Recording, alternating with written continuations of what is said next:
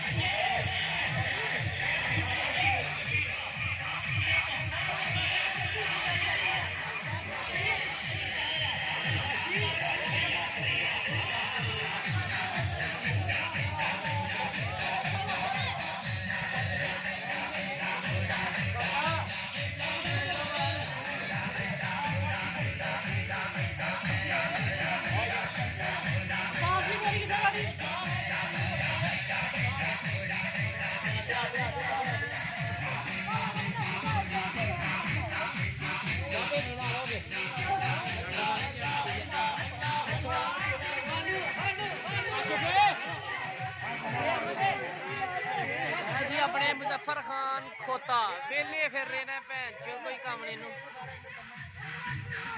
खोते साहब देखो की कर रहे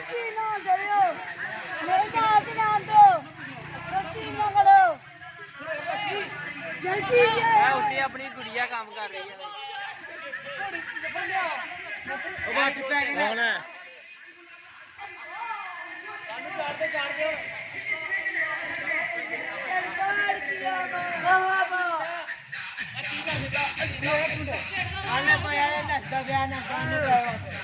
थोड़ी ना लगने नहीं हथों यार लग जाए